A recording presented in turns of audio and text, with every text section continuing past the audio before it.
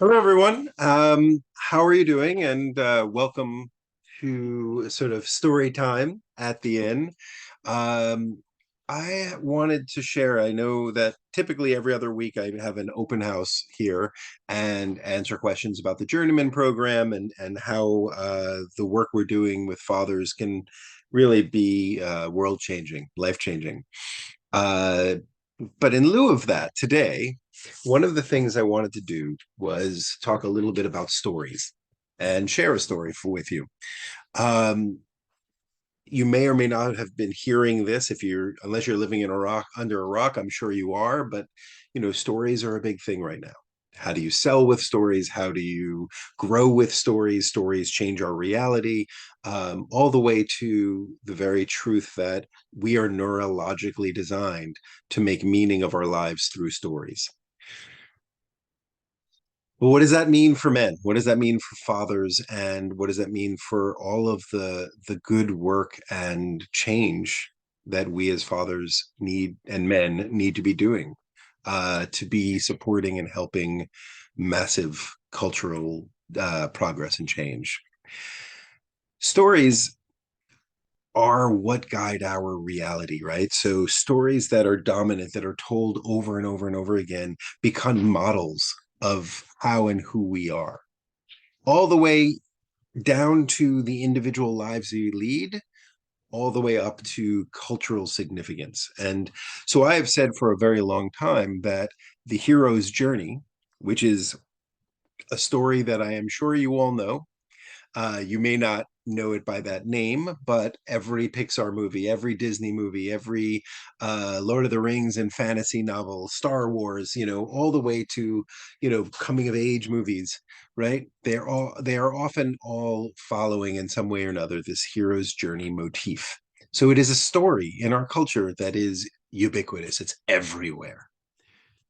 And as a result, we are given a much narrower model for how to be in the world, how to be a hero, how to be a man, a mentor, a leader.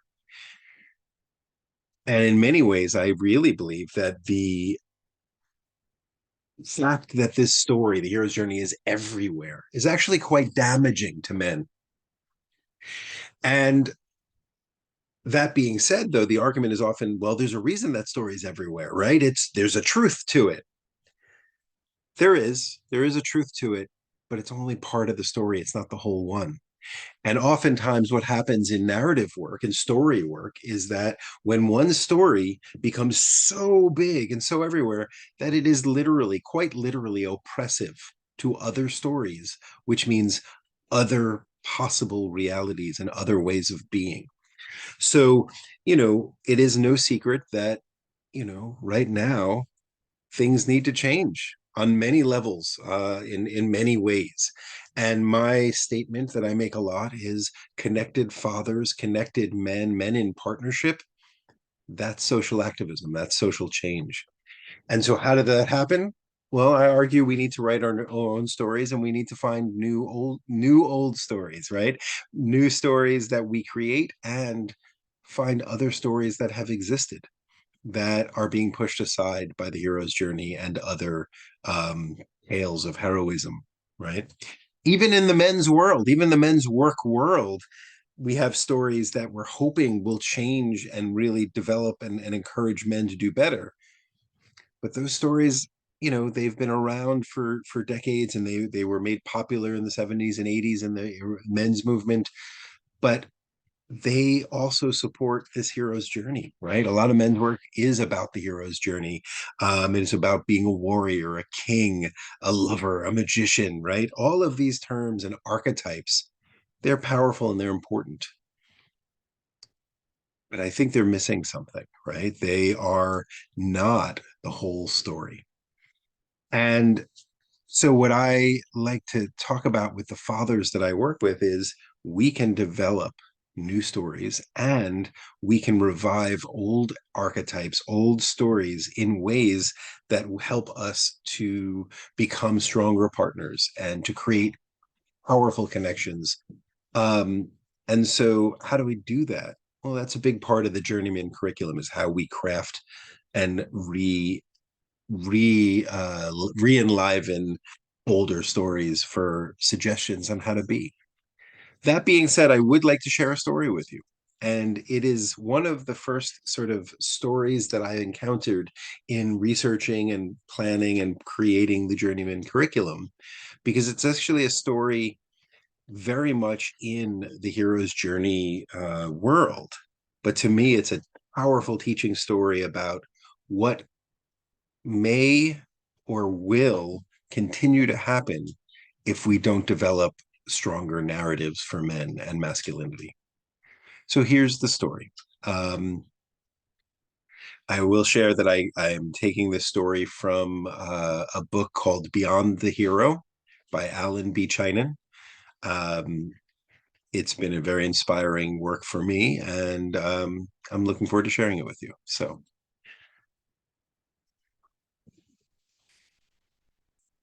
a long time ago, there was a king who was incredibly powerful.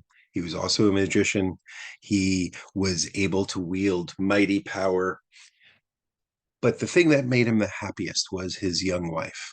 He had a wife, and with his wife, they had a child, a son. And he was happy, and all was good in the kingdom until, tragically, the wife died. The wife died while their son was still very little, and while this was a horribly sad and tragic event, their son was able to grow and, not forget about his mother, but to grieve and move on and live his life. The king, however, could not. It was as if a dark cloud and a heavy blanket existed on every action that the king made or tried to make. His grief was palpable. And after many years of sitting in his grief, neglecting his kingdom, neglecting his son, he decided the only thing he needed to do was to see the world. He would use his magic, he would use his wealth, he would use his power to travel the world searching for something that would bring him out of his darkness. In fact, that's what happened. He was traveling and he came to another kingdom on the other side of the world, and he saw a princess, another young woman who was beautiful, and he instantly fell in love. And he was convinced he must have her. He must take her to be his wife. And with great power, he transformed into an eagle and flew down into the kingdom and stole the princess. Very quickly, as he flew away, he stopped in an island, and the princess, realistically enough, was kind of freaked out and yelling. And the king said, "No, no, no. It is my love for why I have taken you. I love you. I want to be your husband. I want to make you my queen. I love you." The princess says, "Well, if you love me, bring me home. That's what I want." He could not do that. In his grief, he was blinded. And he created with his magic a castle in the clouds that no one could reach. And he put her in there and bestowed lavish gifts and many, presents, and he would go every day. He'd leave his kingdom, leave his young son alone in the kingdom, in the castle, and every day visit his princess, the woman he wanted to marry. She gave him no time. She was angry and only would say, "Bring me home." He gave her a talking magic parrot to keep her company, which softened her a little, but not any way towards the king. All of this time, the young prince was at home, making his own way in the world.